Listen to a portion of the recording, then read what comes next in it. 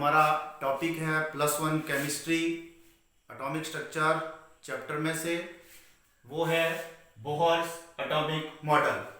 Bohr's atomic model से पहले atom के दो मॉडल हमने डिस्कस किए। One is Thomson's atomic model and second is Rutherford's atomic model.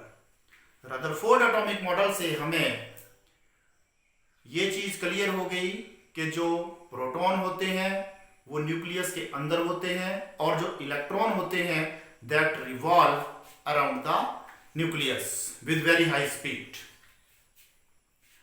But जो रदरफोर्ड मॉडल है उसकी भी कुछ ड्रॉबैक रहेगी। ड्रॉबैक क्या, इसमें जो मेजर ड्रॉबैक इसकी रदरफोर्ड मॉडल की थी वो थी कि जब इलेक्ट्रॉन न्यूक्लियस के अराउंड रिवॉल्व करता है तो ईच रिवॉल्यूशन पर जब वो रिवॉल्व करेगा तो वो एनर्जी लूज करेगा। When it loses energy then it come close to the nucleus, और जैसे जैसे उसकी रिवॉल्यूशन होती जाएगी वैसे वैसे वो एनर्जी लूज करता जाएगा और एक स्टेज ऐसी आएगी कि the electron will fall into the nucleus और जो एटम होगा वो कोलैप्स हो जाएगा, उसकी एग्जिस्टेंस नहीं रहेगी। सो एटम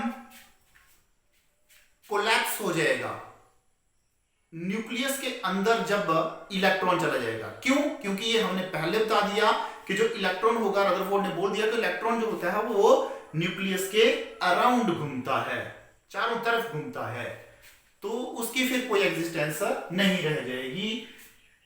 तो इन कुछ कमियों को दूर करने के लिए अब जो नेक्स्ट मॉडल आया वो है बोहर्स एटॉमिक मॉडल।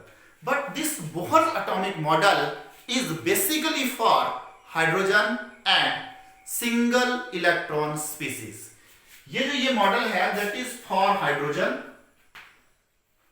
हाइड्रोजन और single electron species, single electron species like जैसे हीलियम प्लस है, इसमें एक इलेक्ट्रॉन है सिंगल, लिथियम +2 है, इसमें भी एक इलेक्ट्रॉन है, एक्सेट्रा। इसके लिए यह बोहर्स एटॉमिक मॉडल है। तो what are the main postulates of this Bohr atomic model? Bohr atomic model के जो मेन पोस्टुलेट्स हैं वो क्या हैं? Let us study now these main postulates of Bohr's atomic model. So you can say postulates of Bohr's atomic model. Bohr ने क्या बोला? Bohr ने बोला कि जो इलेक्ट्रॉन होते हैं that revolve around the nucleus in selected circular path. ठीक है, इलेक्ट्रॉन न्यूक्लियस के अराउंड घूमेगा but that revolve in the selected circular path. That selected circular path is called orbit and corresponding energy is known as stationary state. That is known as stationary state. That is the first postulate of Bohr's atomic model. पहला क्या postulate हुआ कि the electrons revolve around the nucleus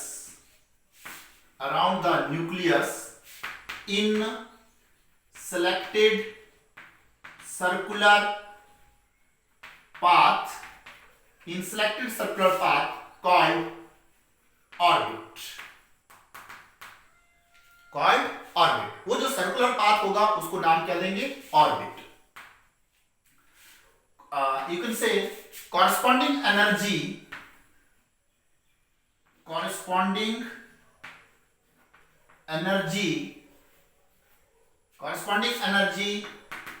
is called stationary state।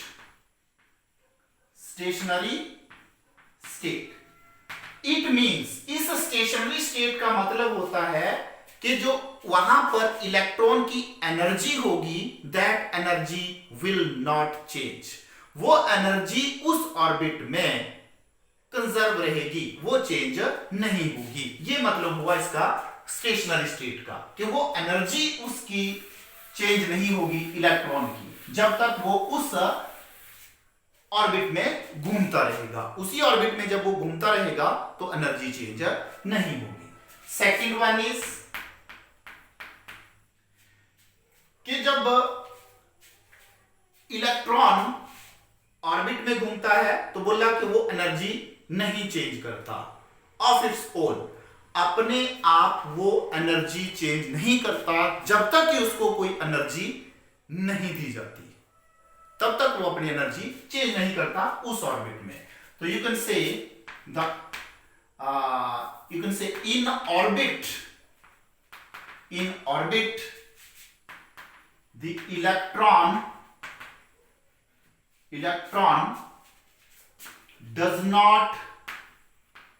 does not change energy of its own. In orbit, the electron does not change energy of its own. अपने आप energy को change नहीं करता। ये दूसरा point हो गया। तो एनर्जी चेंज कब करता है? जब उसको एनर्जी दी जाती है या उसकी एनर्जी ली जाती है। जब वो एनर्जी लूज करेगा या गेन करेगा तभी वो उस ऑर्बिट को छोड़ेगा। तो that is the third point. Third postulate हो गया तो इसका कि when required amount of energy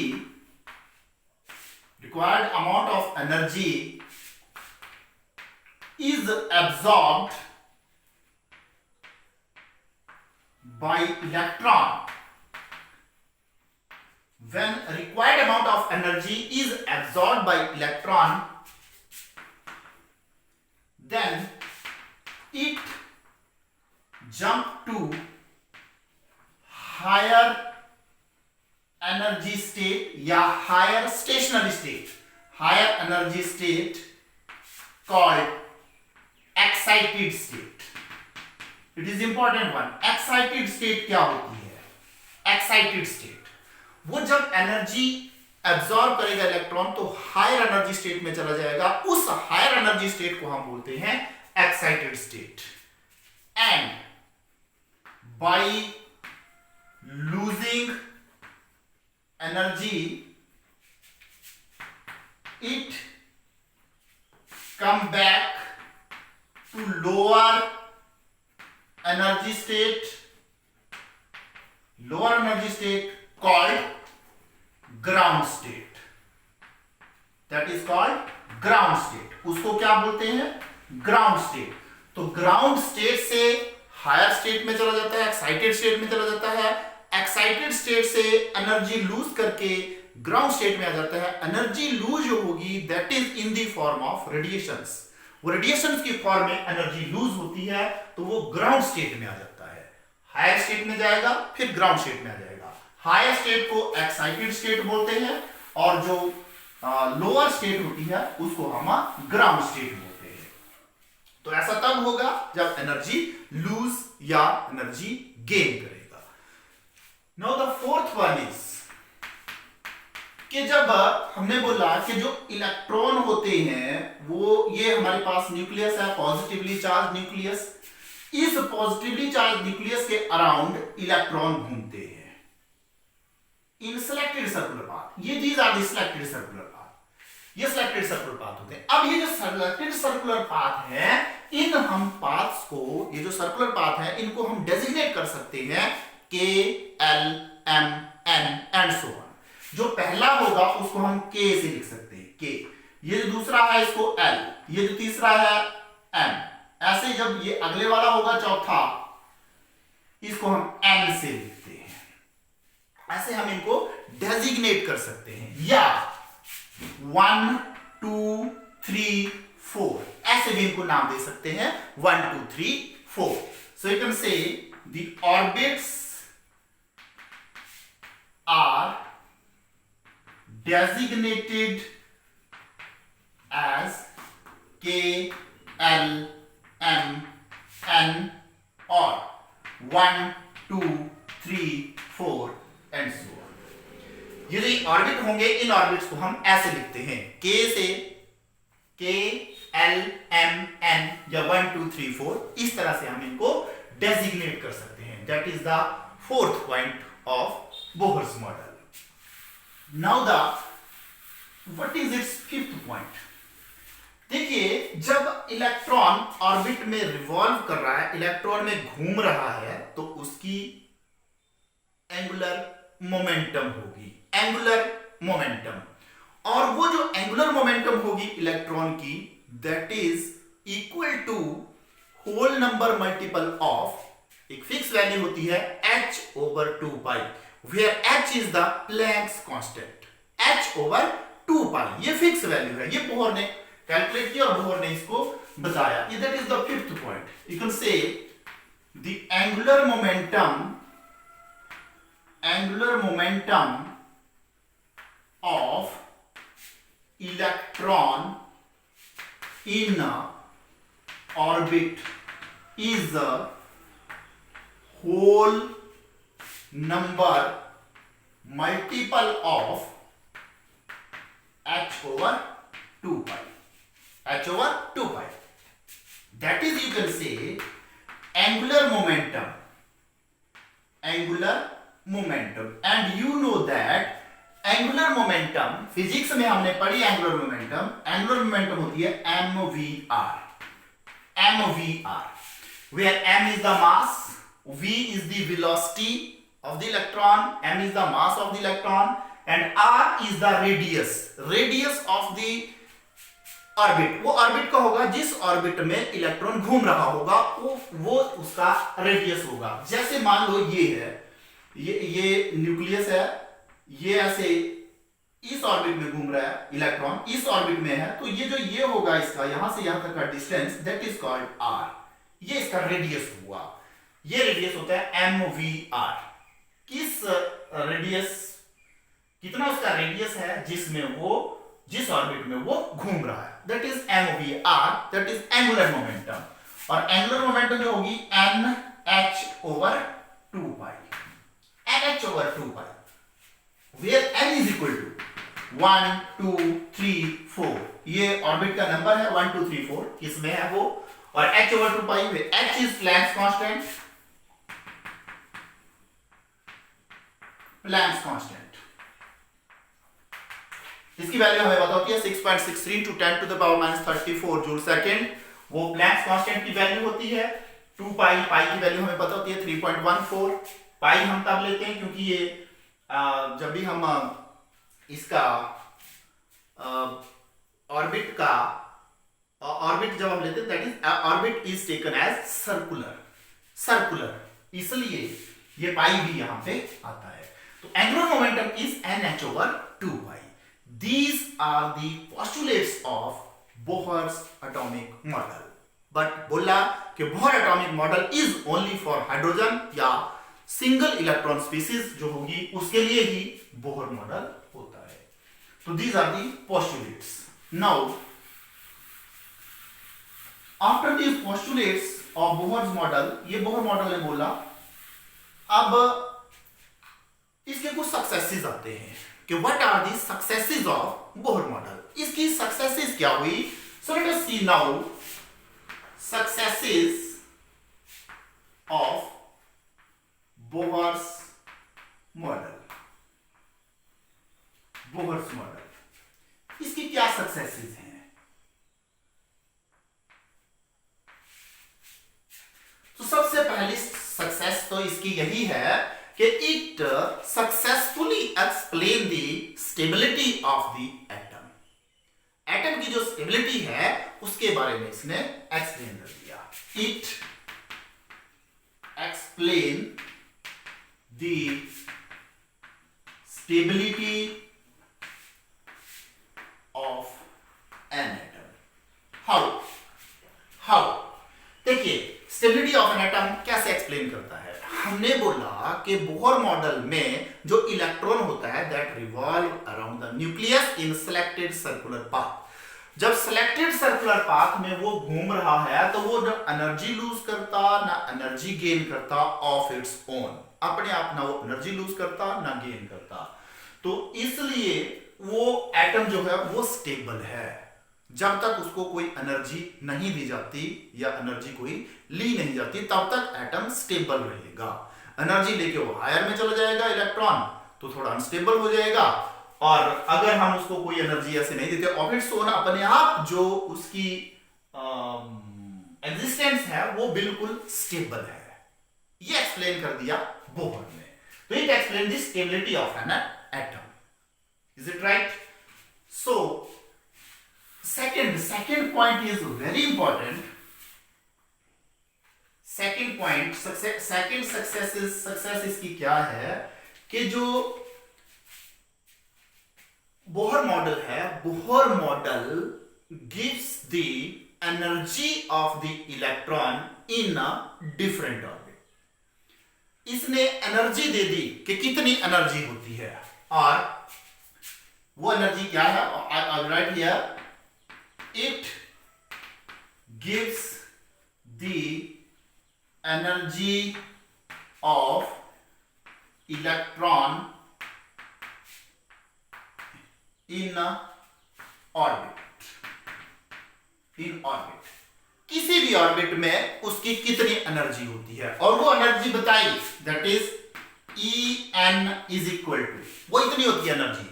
En is equal to minus, energy minus में होती नहीं है, इसके हम माइनस लगता है, वो अभी एक्सप्लेन करेंगे, minus 2 pi square k square m e raise to power 4 z square divided by n square h square. That is the expression for energy. अब यहां पर जो देखिए En is equal to minus 2 pi square k square m e raised to power 4 z square upon n square h square। 2 constant है, पाई की value हमें पता होती है, what is k? This k is a constant, ये k constant है, और यहां पर जो परमिटिविटी होती है, परमिटिविटी है ये k इज कांस्टेंट, और ये परमिटिविटी हम लेते हैं, तो परमिटिविटी यहां पर जो ली गई है वो हम जो मीडियम यहां पर लेंगे वो वैक्यूम लेंगे। यहां पर जो मीडियम लिया हुआ है, जो यहां पर मीडियम लिया हुआ है वो वैक्यूम है, वैक्यूम है। तो वहां पर जो k की वैल्यू होती है, इस परमिटिविटी की जो वैल्यू होती है k की वैक्यूम के लिए, वो वैल्यू होती है 9 into 10 to the power 9 newton metre square पर coulomb square. 9 into 10 to the power 9 newton metre square पर कूलम स्क्वायर। ये वैल्यू होती है इसकी परमिटिविटी की। तो परमिटिविटी की वैल्यू के बाद हम अगली जो वैल्यू देखते हैं वो आती है एब्सोल्यूट परमिटिविटी बोलते हैं इसको, that is called absolute permittivity, absolute permittivity. और यहां पर हमने क्या लिया हुआ है? वैक्यूम, और उसकी वैल्यू कितनी होती है? 9 into 10 to the power 9 newton metre square पर कूलम स्क्वायर, ये इसकी वैल्यू होती है। Now what is m? हम बात कर रहे हैं इलेक्ट्रॉन की। So m is the mass of the electron. What is m? m is mass of electron, और ये हमें वैल्यू पता होती है, कितनी होती है? 9.1 into 10 to the power minus 31 kilogram. ये वैल्यू हम पहले भी पढ़ चुके हैं। ये इसकी वैल्यू होती है m की। What is E? Is the charge of electron. E is the charge of electron, और वो भी हमें पता है कितना होता है, 1.6 into 10 to the power minus 19 coulomb. ये E की वैल्यू होती है। What is Z? Z is nuclear charge. जैसे for hydrogen Z is equal to 1, for helium Z is equal to 2, for lithium Z is equal to 3। ये value होती है Z की। Nuclear charge ये होता है। n नंबर ऑफ ऑर्बिट, कौन सा ऑर्बिट है? पहला है, दूसरा है, तीसरा है, चौथा है, कौन सा है? और what is H? Is the Planck's constant, ये हमें पता है 6.634 into 10 to the power minus 34 joule second, ये वैल्यू होती है h की। नाउ जब ये सारी वैल्यूज हम भरते हैं, सारी वैल्यूज जब भरते हैं और इसको हम कैलकुलेट करते हैं, तो ये जो En आता है, that En is equal to, ये होता है इंपॉर्टेंट कि इसकी वैल्यू कितनी आती है। En इज इक्वल टू, जब आप पूरा कैलकुलेट करेंगे तो 1312 upon m square kilo joule per mole, kilo joule per mole, that is important one. ये वैल्यू आती है En की, जब कैलकुलेट करेंगे -1312 upon m square kilo joule per mole, ये वैल्यू आती है। अब देखिए, अब इस साइड को एनर्जी होती है, ऐसे हम लेते हैं, इस साइड को एनर्जी है। I will take that is the first orbit, यहां पर n इज इक्वल टू 1 है, यहां पर n इज इक्वल टू 2 है, this is n is equal to 3। अब देखिए ये वैल्यू आगे कम होती जाती है, 4, अभी बताता हूं आपको, 5, n is equal to 6। Now देखिए, for first orbit n is equal to 1, 1 के लिए जो E1 आएगी, फर्स्ट एनर्जी आएगी, ये इतनी है, kilo joule per mole, kilo joule per mole, is it right? E1, E2 कितनी आएगी, that is equal to -1312 upon 2 का स्क्वायर, 4, 4 3 12, 1 13, 4 दूनी 8 एंड 4 8 32 किलो जूल पर मोल।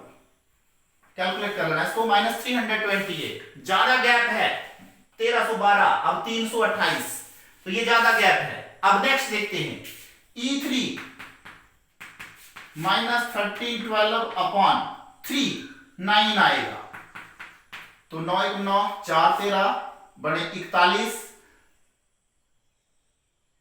9 चुके 36, 5, 9 पंजे 45, 7 9 8 72 लगभग, चलो जितनी भी है 0.45.8 किलो जूल पर मोल, ये 3 में इतनी आएगी। 4 में कैलकुलेट कर लेना, 4 में कैलकुलेट करना, देखिए गैप कम हो रहा है 1312, फिर ज्यादा गैप है 328, अब थोड़ा कम है, आगे और कम रहेगा, इसलिए पहले ज्यादा गैप होता है फिर कम होता जाता है गैप, इनमें कम हो जाता है किस ऑर्बिट में कितनी एनर्जी आती है। नाउ मैंने बोला कि ये जो नेगेटिव यहां पर साइन लगा है, what is the significance of this negative sign, ये नेगेटिव साइन क्यों है, इसको थोड़ा डिस्कस करते हैं। ये एनर्जी का हमें पता लगे कि ये एनर्जी भी कैलकुलेट किसने की, बोहर ने की, कितनी होती है वो सब बता दी कि किस ऑर्बिट में कितनी होगी। नाउ अब ये जो नेगेटिव साइन En की एनर्जी के साथ, एनर्जी तो कभी माइनस होती नहीं, बट यहां पे नेगेटिव साइन का क्या सिग्निफिकेंस है, तो लिसन, नेगेटिव जो साइन यहां पर लगा हुआ है, ये इसलिए लगा है कि जब लेट अस सपोज कि electron is far away from nucleus, far away from nucleus, इतना दूर है कि there is no force of attraction between this plus nucleus and electron.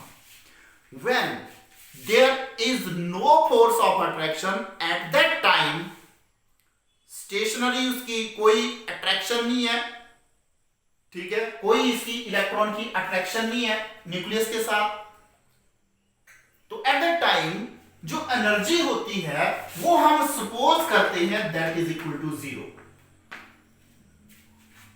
Energy कितनी, 0, क्योंकि कोई फोर्स ऑफ अट्रैक्शन नहीं है, कोई एनर्जी लॉस नहीं हो रहा है, energy at that time is taken as 0। But जब इलेक्ट्रॉन न्यूक्लियस के नजदीक की तरफ आएगा, जब न्यूक्लियस के नजदीक की तरफ इलेक्ट्रॉन आएगा, तो there is a force of attraction, इनके बीच में फोर्स ऑफ अट्रैक्शन होगी, फोर्स ऑफ अट्रैक्शन होगी, और जब ये अट्रैक्ट करेगा, तो जब इलेक्ट्रॉन इसको अट्रैक्ट करेगा तो ये एनर्जी अपनी लूज करेगा, एनर्जी लूज करेगा, तो एनर्जी लूज किससे करेगा, 0 से करेगा, 0 से एनर्जी कम हो जाएगी। तो 0 से कम क्या होता है, 0 से लेस क्या होता है, 0 से लेस होता है नेगेटिव, माइनस में वैल्यू आएगी, माइनस में वैल्यू आएगी, इसलिए जो एनर्जी होती है that is to be taken as negative here, इसलिए एनर्जी को नेगेटिव लिया जाता है। ये सिग्निफिकेंस है इसका। बाकी ये नहीं है कि एनर्जी माइनस में है, ये सिग्निफिकेंस है इसका, इसलिए नेगेटिव साइन इसके साथ लगाते हैं कि इलेक्ट्रॉन जब न्यूक्लियस के नजदीक आता है तो there is a force of attraction और एनर्जी लूज होगी, एनर्जी लूज होगी in the form of radiations, in the form of radiation energy lose करेगा। जो एनर्जी लूज करेगा तो कितने से लूज करेगा? 0 से लूज करेगा, तो 0 से कम नहीं हो जाएगी, तो 0 से कम क्या होता है? माइनस, इसलिए इसका जो साइन होता है वो नेगेटिव लिया जाता है, नेगेटिव लिया जाता है। Is it right? नाउ जो नेक्स्ट इसकी सक्सेस है वो है कि it successfully explain the spectrum of hydrogen. हमने हाइड्रोजन का स्पेक्ट्रम वैसे पीछे पढ़ा है कि हाइड्रोजन के स्पेक्ट्रम में 5 सीरीज होती हैं, वो 5 सीरीज क्यों आती हैं वो एक्सप्लेन कर दिया बोहर ने। So you can say it explain the spectrum of hydrogen, explain the spectrum of hydrogen. अब हाइड्रोजन का जो स्पेक्ट्रम होता है उसमें कितनी सीरीज होती हैं? 5 सीरीज होती हैं। कौन कौन सी सीरीज होती हैं हाइड्रोजन के स्पेक्ट्रम में? लाइमन सीरीज होती है, बाल्मर सीरीज होती है, ठीक है, हमने ऐसे पढ़ा है इसको, बोला है कि ये डिफरेंट लाइंस आती हैं, यहां पर ये लाइमन सीरीज, देन ये बाल्मर सीरीज, ये पास्चन सीरीज, ये ब्रैकेट सीरीज और ये फंड सीरीज, ऐसे हमने पढ़ा, ये सीरीज होती है ये, ठीक है। Balmer series, Paschen series, Paschen series, Brackett, Brackett series and Pfund series. तो फंड सीरीज ये 5 सीरीज आती हैं। तो ये इसने एक्सप्लेन किया कि ये सीरीज क्यों आती है। हमने इसको पीछे पढ़ लिया जब इलेक्ट्रोमैग्नेटिक स्पेक्ट्रम हमने पढ़ा है, एटॉमिक स्पेक्ट्रम ऑफ हाइड्रोजन पढ़ा है, तब हमने ये 5 सीरीज देखी थी कि 5 सीरीज आती हैं। तो वो क्यों आती हैं ये इसने एक्सप्लेन कर दिया। किस तरह से एक्सप्लेन किया देखिए, इसने एक्सप्लेन इस तरह से किया कि हमारे पास लेट अस टेक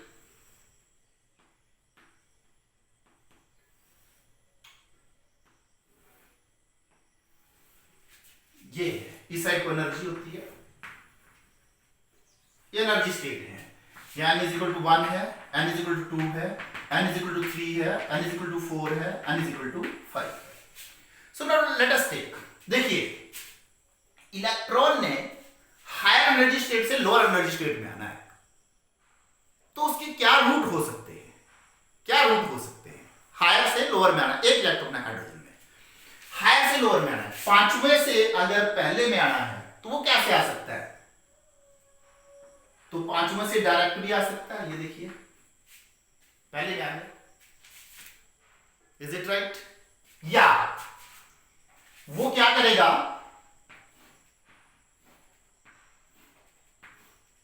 देखिए ये रूट है, ये पहले 5वें से चौथे में आएगा और चौथे से जंप कर जाएगा, इज इट राइट? ऐसा होगा। या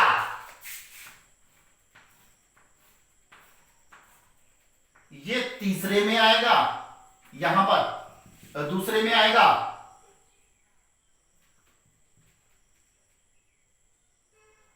यहां पर आ गया, ये चौथे में आया, ये तीसरे में आएगा, यहां पर, यहां से फिर जंप कर जाएगा। तो इस तरह से ये रूट नहीं बनेंगे, दीज आर रूट्स।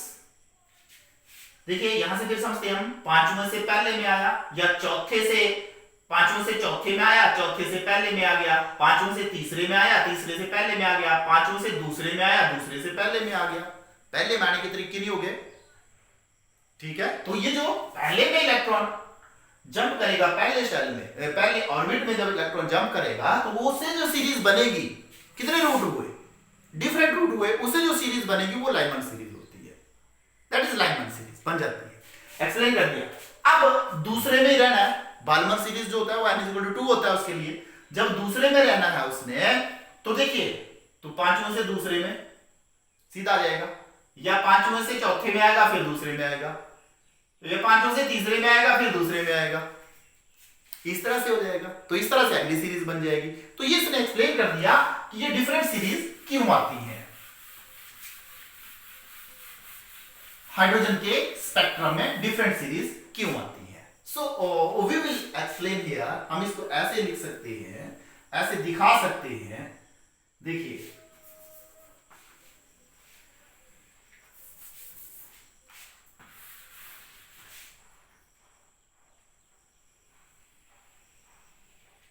ये n = 1 है, ये n = 2 है, ये n = 3 है, ये 4 है, ये 5 है, एंड सो ऑन, ये 6 है, and this is 7। Let us see. अब देखिए, यहां से इलेक्ट्रॉन आएगा, या यहां से आएगा, या यहां से आएगा, या यहां से आएगा, यहां से आएगा, यहां से आएगा। पहले में नहीं आना, ये सीरीज बन गई लाइमन सीरीज।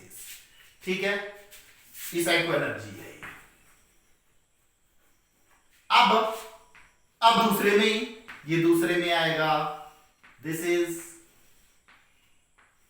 ये, इस तरह से हम एक्सप्लेन कर सकते हैं।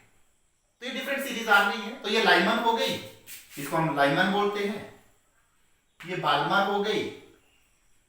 अब तीसरे में, ये हम पहले पढ़ चुके हैं पीछे, ये पाशन हो गई। अगला ये देखिए, ये ब्रैकेट हो गई,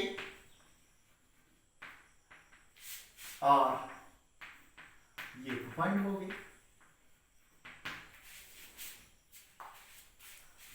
लाइमन सीरीज हम पहले पढ़ चुके हैं कि लाइमन सीरीज के लिए जो n1 होता है वो 1 होता है, और n2 की वैल्यू 2, 3, 4, 5, 6, 7 कुछ भी हो सकती है। ठीक है, जब हमने रेबर कांस्टेंट भी पढ़ा था। बाल्मर सीरीज के लिए n1 2 होता है, n2 3, 4, 5, 6, 7 कुछ भी हो सकता है। So these are the values. और ये डिफरेंट स्पेक्ट्रम जो हाइड्रोजन का बनता है वो इसलिए बनता है, ये लाइंस डिफरेंट जो हाइड्रोजन के स्पेक्ट्रम में आती हैं वो इसलिए आती हैं, ऐसा एक्सप्लेन कर दिया बोहर ने। So these are the successes of Bohr model. Bohr model की बहुत अच्छी सक्सेसेस हो गई कि इन्होंने इन सब चीजों को सक्सेसफुली एक्सप्लेन कर दिया। अब इसके बाद इसके कुछ ड्रॉबैक्स रहेंगे, ड्रॉबैक्स भी हैं। ड्रॉबैक्स इसकी ये है, देखिए सबसे बड़ी ड्रॉबैक जो इसकी है कि इसने जो एक्सप्लेन किया वो एक्सप्लेन किया सिर्फ hydrogen and single electron system. Multi electron system के लिए ये कुछ नहीं बोल सका, मल्टी इलेक्ट्रॉन सिस्टम के लिए कुछ नहीं ये बोल सका। दूसरी बात कि ये जो स्पेक्ट्रल लाइंस होती हैं ये सिंगल स्पेक्ट्रल लाइन आई, सिंगल स्पेक्ट्रल लाइन, एक एक लाइन आ रही है, एक एक लाइन, लेकिन एक जीमन हुआ और एक स्टार हुआ। स्टार इफेक्ट होता है और एक जीमन इफेक्ट होता है, दो इफेक्ट होते हैं, स्टार इफेक्ट एंड जीमन इफेक्ट। देखिए जब स्पेक्ट्रल लाइंस को, ये स्पेक्ट्रल लाइन है, ये स्पेक्ट्रल लाइन, इस पर जब इलेक्ट्रिक फील्ड अप्लाई की जाती है, इलेक्ट्रिक फील्ड जब अप्लाई की जाती है तो ये स्पेक्ट्रल लाइन टूटती है। इसमें छोटी छोटी और लाइनें होती हैं, छोटी छोटी और लाइनें होती हैं, ऐसी ऐसी लाइनें होती हैं इसमें। ये एक है, ये छोटी और लाइनें होती हैं, तो ये टूट जाती है इलेक्ट्रिक फील्ड जब अप्लाई करते हैं, वो है स्टार इफेक्ट। अब मैग्नेटिक फील्ड में भी टूट जाती है, मैग्नेटिक फील्ड में जो टूटती है उसको बोलते हैं जीमन इफेक्ट, जीमन इफेक्ट।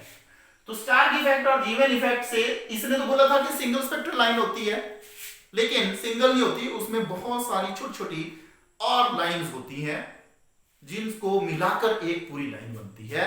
तो इसके बारे में भी ये कुछ नहीं बता सका, ये भी इसकी कमी है। तीसरी इसकी कमी है कि कुछ और हमारे पास प्रिंसिपल आएंगे आगे, जब हम पढ़ेंगे आगे, हिंसबर्ग अनसर्टेनिटी प्रिंसिपल या डी ब्रॉगली इक्वेशन, उनसे भी इसको बहुत ज्यादा सेटबैक लगी। तो इस तरह से कुछ इसके फेलियर भी रहे।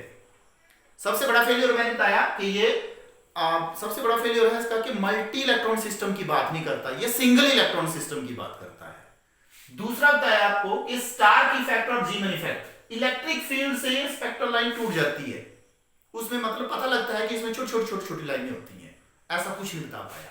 जीमन इफेक्ट के बारे में जीमन ने बोला जो, उसके बारे में इसने कुछ नहीं बोला था। ठीक है, आगे हिंसबर्ग और उससे भी जो डी ब्रॉगली इक्वेशंस हैं उनसे भी इसको बहुत ज्यादा सेटबैक लगी है।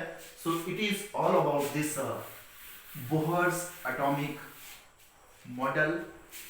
बोहर्स ने जो मॉडल दिया और ये काफी हद तक सक्सेसफुल रहा। That is all about this Bohr's atomic